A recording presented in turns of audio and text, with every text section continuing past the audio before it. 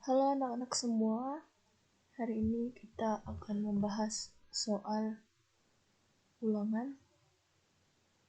Agar pertemanan menjadi baik, maka sikap yang perlu kita usahakan adalah saling menerima. Dalam baik tidaknya pertemanan, juga perlu diukur sejauh mana hal tersebut selaras dengan nilai-nilai Kristus, sebagaimana diungkapkan Paulus dalam kitab Filipi bab 2 ayat 1-8.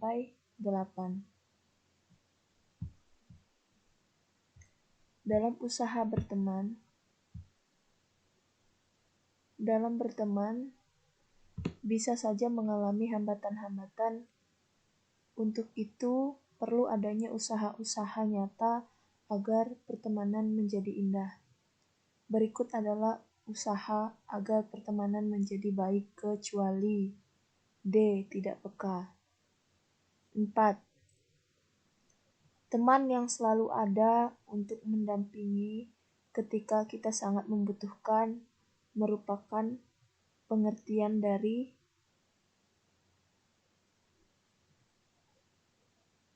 pertemanan, persahabatan, dan berpacaran.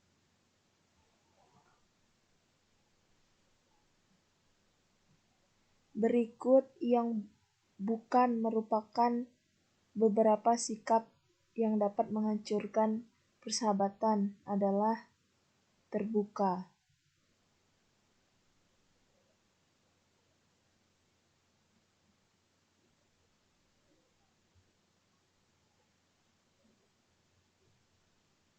Persahabatan yang tulus dan baik akan menumbuhkan sikap rela berkorban. Berikut merupakan tips berpacaran yang sehat sebagai pelajar, kecuali duduk di tempat gelap. 8. Dalam berpacaran harus mengikuti standar moral Alkitab, seperti disampaikan dalam Roma bab 12 ayat 12. Salah satu hal yang dapat kita lakukan agar terhindar dari hal-hal negatif adalah saling menghormati. 10. Janganlah kamu sesat. Pergaulan yang buruk merusakkan kebiasaan yang baik. Kutipan tersebut berasal dari kutipan 1 Korintus bab 15 ayat 33.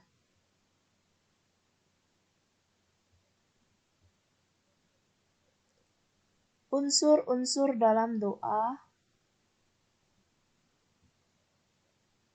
yang diajarkan oleh Yesus adalah pujian syukur dan permohonan.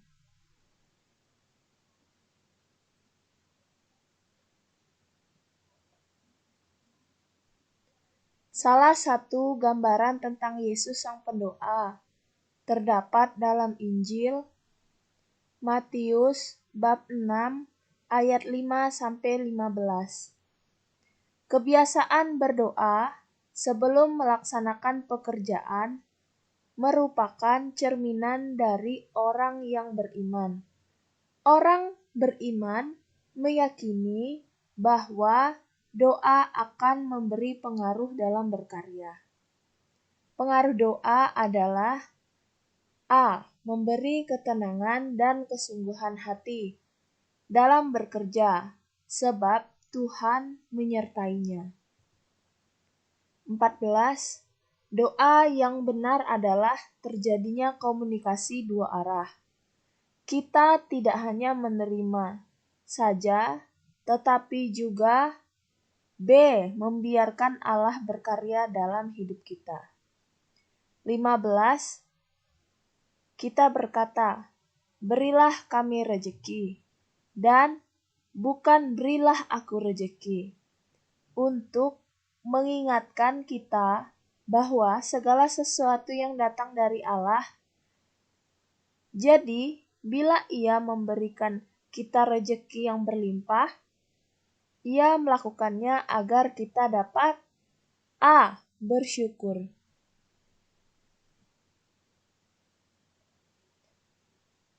16. Hal yang terpenting dalam sikap belas kasih adalah A. Sikap bela rasa, merasakan penderitaan orang lain sebagai penderitaan diri sendiri. 17. Motivasi belas kasih yang dilakukan Yesus adalah B. Demi pembebasan orang yang dikasihinya. 18.